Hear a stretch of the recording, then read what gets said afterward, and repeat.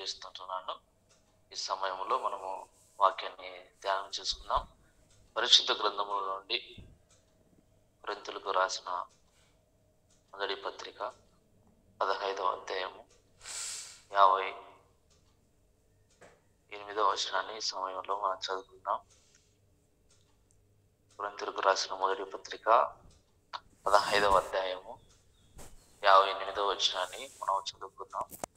కాగా నా ప్రియ సహోదరులారా, మీ ప్రయాసము ప్రభువునందు వ్యర్థము కాదని ఎరిగి స్థిరులను కదలని వారును ప్రభువు కార్యాభివృద్ధి యందు ఎప్పటికీ ఆసక్తులున్నాయి ఉండుడి అని ఇక్కడ వాక్యంలో రాయబడింది. ఈ విధంగా గూగుల్ మీట్ లో మరొకసారి వాక్యాన్ని అందించడానికి ప్రభు ఇచ్చినటువంటి ఈ అవకాశాన్ని బట్టి స్తుతులు చెల్లిస్తుంటున్నాను. అదేవిధంగా అన్నగారికి చేరవచ్చినటువంటి అందరికి కూడా ప్రభు పేరిట మరొకసారి వందనాలు తెలియజేస్తుంటున్నాను.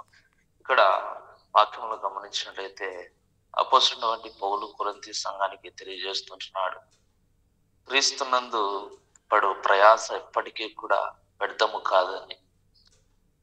యేసుక్రీస్తు ప్రభు యొక్క పరిచయ నిమిత్తమై ఆయన కార్యాల కొరకు ఆయన నామానికి మహిమకరముగా పరిచర్య జరుగులాగున ఆయన యొక్క పరిచర్య కొరకు ఎవరైతే కార్యము తలపెట్టి ముందుకు వెళతారో అది దేవుని యొక్క పని గనక ఆ ప్రయాస ఎప్పటికీ కూడా వ్యర్థము కాదని ఇక్కడ వాక్యంలో రాయబడింది. అది వ్యర్థము కాదని, ప్రభునందు పడు ప్రయాస వ్యర్థము కాదని, మనము స్థిరులుగాను కదలని వారును ప్రభు కార్యాభివృద్ధి యందు ఎప్పటికీ ఆసక్తులై ఉండాలని ఇక్కడ వాక్యంలో రాయబడింది.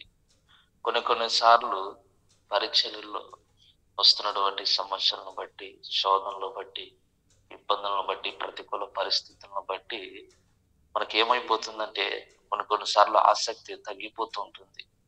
పరిచర్లో ఒకవేళ ఎవరైనా సహకరించకపోయినా, పరిచర్లో ఏదైనా ఇబ్బందికరమైనటువంటి పరిస్థితులు ఎదిరినప్పుడు మనకు ఆసక్తి అనేది తగ్గిపోతుంటుంది. కానీ ఇక్కడ వాక్యంలో రాయబడింది, ప్రభువు మనకు ఆయన యొక్క పరిచర్య నిమిత్తం ఎవరైతే ప్రయాసపడతారో వారి అందరికీ కూడా ప్రతిఫలం ఇచ్చేవాడై ఉన్నాడు. ప్రభు మనందరికీ కూడా బహుమానం అనుగ్రహించేవాడై ఉన్నాడు. కనుక మనము కదల్చబడకుండా మనము దేవుని యొక్క పరిచర్యలో స్థిరముగా ఉండి ఆయన పరిచర్యను ఆయన వచ్చేంత వరకు కూడా ఆసక్తితో మనము చేసేవారమై ఉండాలి. ప్రభు కార్యాల కొరకు మనము ముందుకు కొనసాగే వారమై ఉండాలి. మనము వస్తున్నటువంటి ఆ యొక్క నిందలను, అవమానాలను, ఆ యొక్క శోధనలను చూచి మనము ప్రభు యొక్క పనులను మనము విడిచిపెట్టకుండా ఇంకా మరింత ఆసక్తి కలిగి చేసినప్పుడు దేవుడు తప్పకుండా మనకు సహాయం చేయవాడైనాడు. మనము దేవుని యొక్క పరిచర్యలో మనం ఏ పని చేసినా కూడా ఆ పనికి తగిన ప్రతిఫలాన్ని ప్రభు ఇచ్చేవాడైనాడు. అందుకే వాక్యం రాయబడింది, ప్రభునందు పడు ప్రయాస ఎప్పటికీ కూడా వ్యర్థము కాదు. ప్రభు కొరకు మనము ఎంతైతే ప్రయాస పడుతుంటున్నామో, ఎక్కడికైతే వెళ్ళి దేవుని యొక్క పరిచయం చేస్తుంటున్నాము, ఎవరి కొరకు ప్రార్థన చేస్తుంటున్నాము, రక్షణ లేని వారి కొరకు మనము ఉపవాసం నుండి ప్రార్థించినప్పుడు, నశించిపోతున్న ఆత్మల కొరకు మనము ఎంతగానో దూరం వెళ్ళి సువార్త ప్రకటించి వారి రక్షణ కొరకు, వారి క్షేమం కొరకు మనము ఆత్మల పట్ల భారము కలిగి, మనం ఎన్ని ఇబ్బందులు ఉన్నప్పటికీ, ఎంత ప్రయాసం ఉన్నప్పటికీ మనం వెళ్ళి దేవుని పని చేస్తే దేవుడు తప్పకుండా మనం ఆ యొక్క పనికి తగిన ప్రతిఫలాన్ని ఇచ్చేవాడైనాడు. మనం చేసిన పనిని ప్రభు మర్చిపోయేవాడు కాదు. ఈ లోకంలో మనం చేస్తున్న పరిచర్యను కొంతమంది గుర్తించవచ్చు, కొంతమంది గుర్తించకపోవచ్చు. కానీ దేవుడు గుర్తించేవాడై ఉన్నాడు. దేవుని యొక్క పరిచర్య నిమిత్తమై మనం ఎంతైతే ప్రయాసపడుతుంటున్నామో అంతకు రెట్టింపు దీవెనలు ప్రభు అనుగ్రహించేవాడైనాడు. కనుక దేవుని యొక్క కార్యాల కొరకు మనకు ఎప్పటికీ కూడా ఆసక్తి అనేది తగ్గిపోకూడదు. మనం అందరము కూడా ఆసక్తి కలిగి దేవుని పనిని మనం చేసేవారం ఉండాలి. కడవరి దినాలలో చాలా మంది దేవుని యొక్క పరిచర్య చేయకుండా ఏమైపోతుంటున్నారంటే విడిచిపెడుతుంటున్నారు. ఆసక్తి తగ్గిపోవడము, అక్కడ ఎవరు కూడా పట్టించుకోకుండా, వసతులు లేకుండా ఒకవేళ ఏదైనా కొన్ని ఇబ్బందులు జరిగితే ప్రభు యొక్క పరిచర్యలో వారు ఏమైపోతుందంటే ఆసక్తి తగ్గిపోవడం, పరిచయను విడిచిపెట్టడము, ఈ విధంగా చాలా మంది మనం చూస్తుంటాం. కానీ మనం ఒకటి తెలుసుకున్న వారం ఉండాలి ఇక్కడ వాక్యాన్ని బట్టి. యేసుక్రీస్తు ప్రభునందు మనము ఎప్పుడైతే ప్రయాస పడుతుంటున్నామో అది ఎప్పటికీ కూడా వ్యర్థము కాదు. ఈ లోకంలో కొన్ని వ్యర్థమైపోతూ ఉంటాయి. కానీ దేవుని యందు పడు ప్రయాస ఎప్పటికీ వ్యర్థం కాదని మనం ఏ విధంగా ఉన్నాడు, స్థిరులను కదలని వారమై ఉండి ఆయన పనుల కొరకు మనం ఎప్పటికీ ఆసక్తి కలిగి ఉండాలని ఇక్కడ వాక్యంలో రాయబడింది. ఇక్కడ కదలని వారు అని రాయబడింది. ఎవరు కదలని వారు? కదల్చబడిన వారు ఎవరు? ఒక 3 మాటలు ఈ సమయంలో మనం ధ్యానం చేసుకుందాం. కదలని వారు, కదల్చబడిన వారు ఎవరు అనేది ఈ రాత్రిగా ఈ యొక్క ఉదయకాలం మనం ధ్యానం చేద్దాం. మొదటిగా ఇక్కడ వాక్యంలో మనం చదివినట్లయితే 16వ కీర్తన 8వ వచనాన్ని మనం చదువుకుందాం. 16వ కీర్తన 8వ వచనాన్ని మనం చదువుకుందాం. సదాకాలము యెహోవా యందు నా గురి నిలుపుచున్నాను, ఆయన నా కుడి పార్శ్వమందు ఉన్నాడు కనుక నేను కదల్చబడను. ఇక్కడ వాక్యంలో మనం చూసినట్లయితే కదల్చబడని వారు ఎవరంటే దేవుని యందు గురి ఉంచేవారు. ఎవరు కదల్చబడరంటే దేవుని యందు గురి ఉంచేవారు కదల్చబడరు. సదాకాలము యెహోవా యందు నా గురి నిలుపుచున్నాను. మనము ఎప్పుడైతే దేవుని యందు గురి కలిగి ఉంటామో మనం ఏం కామంటే కదల్చబడము. మనము దేవుళ్ళు స్థిరముగా ఉండేవారము అంట. ప్రభు యొక్క కార్యాభివృద్ధి కొరకు మనము ఎప్పటికీ ఆసక్తి కలిగి పరిచర్యలో ముందుకు కొనసాగే వారము ఉన్నాం. ఎందుకు మనము కదల్చబడమంటే దేవుని యందు గురి కలిగి ఉంటున్నాం. విశ్వాసానికి కర్త, దాన్ని కొనసాగించి దేవుని వైపుకు మనం ఎప్పుడైతే గురి కలిగి ఉంటామో, లక్ష్యముతో ఉంటామో మనము కదల్చబడము. దేవుని యందు గురి కలిగి జీవించకుండా ఏదో చేయాలంటే పరిచర్య చేయాలనే ఉద్దేశంతో చేస్తూ ఉన్నట్లయితే మనం ఏమైతామంటే కదల్చబడుతాం. మన గురి గమ్యమంతా కూడా దేవుని ఎంచుకొని మనము ముందుకు కొనసాగుతూ ఏమైతామంటే కదల్చబడని వారుగా ఉంటాం. చాలా మంది ఈ దినాల్లో గురి గమ్యము లేక వాళ్ళు పరిచర్యలో ముందుకు కొనసాగడం వల్ల ఏమైపోతుంటున్నారంటే కదల్చబడుతుంటున్నారు. పరిస్థితులను చూచి, లేకుంటే ఇబ్బందులు చూచి, శోధనలు వచ్చినప్పుడు, ప్రతికూల పరిస్థితులు ఎదురైనప్పుడు వారి జీవితాలు మనం గమనించినది చాలా మంది ఏమైపోతుంటున్నారంటే కదల్చబడుతుంటున్నారు. ఎవరైతే దేవుని యందు గురి కలిగి ఉంటారో వారు కదల్చబడరని ఇక్కడ వాక్యంలో రాయబడింది.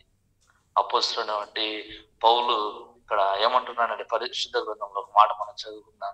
ఫిలిప్పీయులకు రాసిన పత్రిక 3వ అధ్యాయము 14వ వచనాన్ని మనం చదువుకుందాం. క్రీస్తు యేసునందు దేవుని ఉన్నతమైన పిలుపునకు కలుగు బహుమానం పొందవాలని గురి యొద్దకే పరిగెత్తుచున్నాను. అపోస్తలుడైనటువంటి పౌలు యేసు క్రీస్తు ప్రభువు అనుగ్రహించే ఆ బహుమానము ప్రభు ద్వారా పొందుకోవాలని తెలియజేస్తుంటున్నాడంట. గురి యొద్దకే పరిగెడుతుంటున్నాడు. పరిచర్య చేస్తున్న మనమందరము కూడా కదల్చబడకుండా ఉండాలంటే మనమందరము కూడా గురి కలిగి ఒక లక్ష్యం ఉంచుకొని మనమందరం కూడా పరిచర్యలో ముందుకు కొనసాగే వారమై ఉండాలి. ఆ విధంగా మనము పరిచర్యలో మనము ముందుకు కొనసాగినప్పుడు దేవుడు అనుగ్రహించే ఉన్నతమైన బహుమానాన్ని మనం పొందుకునే వారమై ఉన్నాం. పౌలు పరిచర్య చేస్తుంటున్నాడు.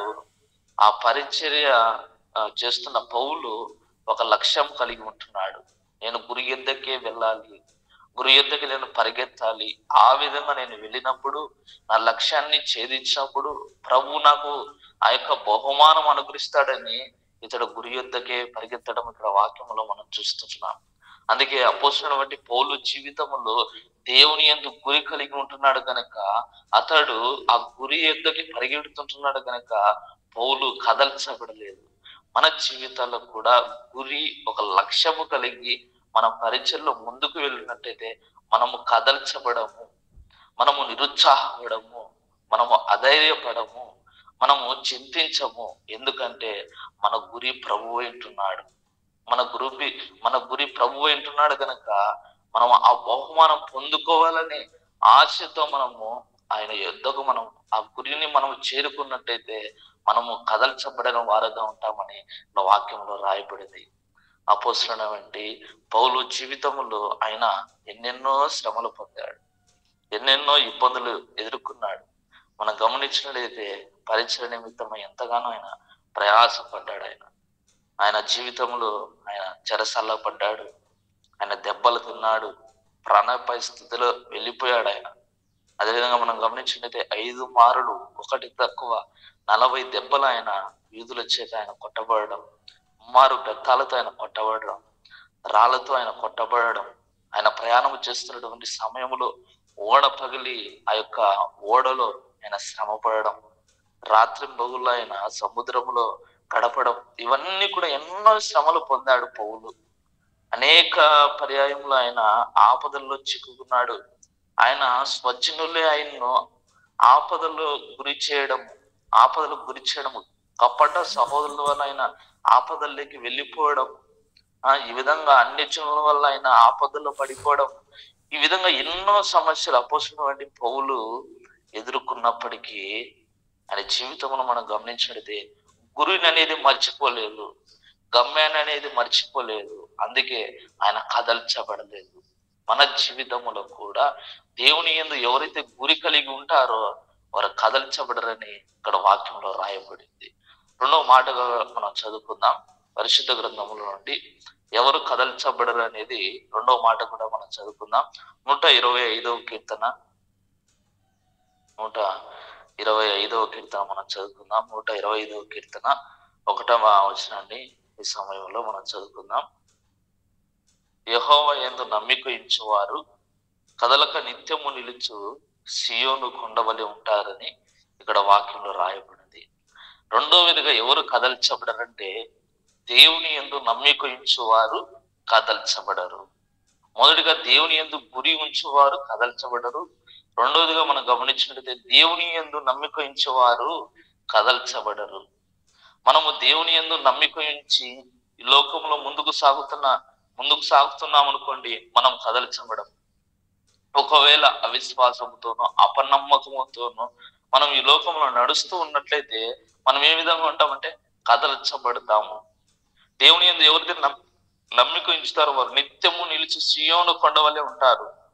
సియోను కొండ ఏ విధంగా కదల్చబడకుండా ఉంటుందో ఆ విధంగా మనము కూడా ఆయన యందు నమ్మిక ఉంచుతున్నాము కనుక మనము కూడా స్థిరముగా ఉండేవారమైన, కదల్చబడిన వారముగా ఉండేవారమైన.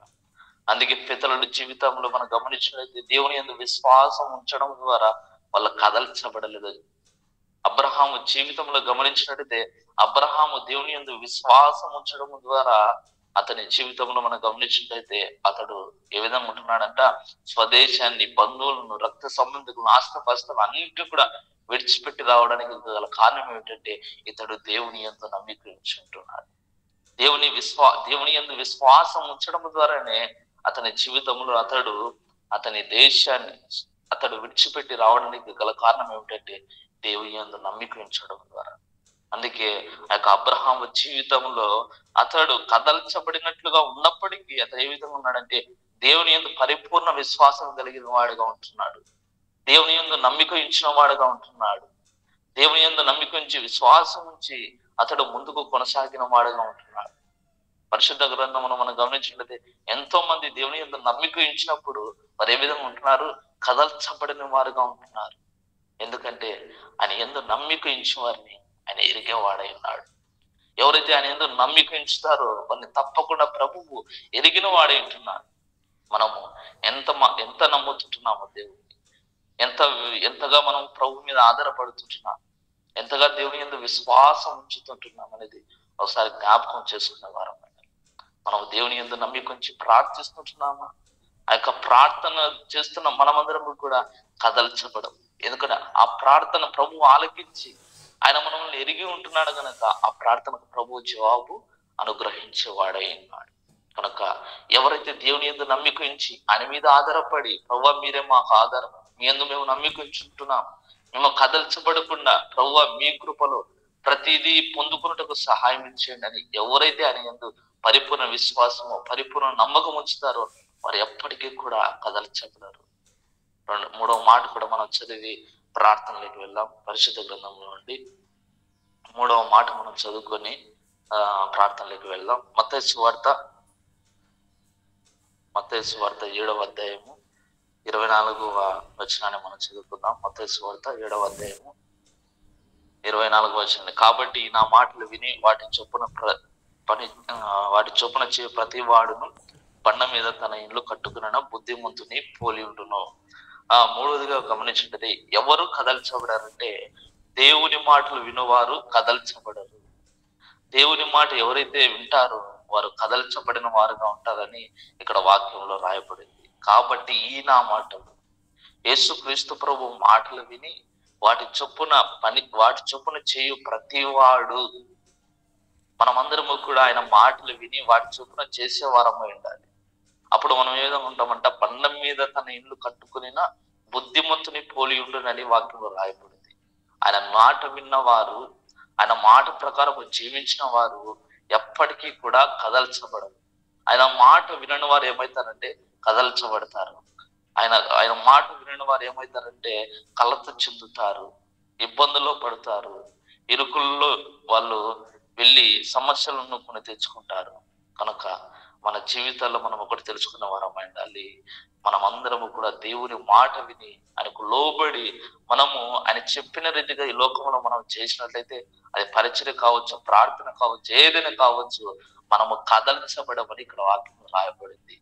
కదల్చబడిన వారు ఎవరంటే దేవుని యందు గురి ఉంచేవారు. కదల్చబడిన వారు ఎవరంటే రెండవదిగా దేవుని యందు నమ్మిక ఉంచేవారు. మూడవదిగా గమనించినట్లయితే ఎవరు కదల్చబడరంటే ఆయన మాట విని ఆ మాట చొప్పున చేయువాడు ఏ విధంగా ఉంటాడంట, కదల్చబడరు. వాన కురిసిన, వరదలు వచ్చిన, గాలి విసిరి ఆయన మీద కొట్టేరు, కానీ దాని పునాది బండ మీద వేయబడిన కనుక అది పడలేదు. క్రీస్తు అనే బండ మీద మనం కట్టబడి ఉంటున్నాం. ఆ యొక్క కట్టబడినప్పుడు ఇలాంటి సమస్యలు, శోధనలు, ఇరుకు ఇబ్బందులు అన్ని కూడా వచ్చినప్పటికీ క్రీస్తు అనే బండ మీద మనం కట్టబడి ఉంటున్నాం. ఆయన మాట చొప్పున మనం జీవిస్తున్నాం, ఆయన మాట చొప్పున మనం చేస్తుంటున్నాం. కనుక ప్రతి కార్యము మనము కదల్చబడకుండా స్థిరముగా ఉండే వారమైనామని ఇక్కడ వాక్యంలో రాయబడింది. ఈ సమయం ముందు వాక్యం ఉన్న మనమందరము కూడా మనము ఎప్పటికీ కూడా కదల్చబడకుండా ప్రభు యొక్క